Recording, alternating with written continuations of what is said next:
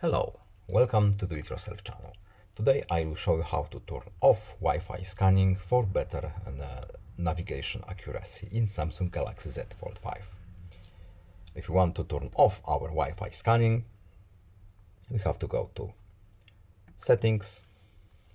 Then in the Settings menu we are looking for Location options, and we have Location services. By default, Wi-Fi scanning is turned on. What does it do? Let apps use Wi-Fi for more accurate location detection even when Wi-Fi is off. So we don't want our phone to scan Wi-Fi networks around us.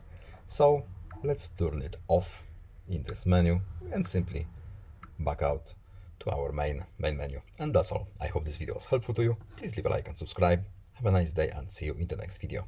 Goodbye.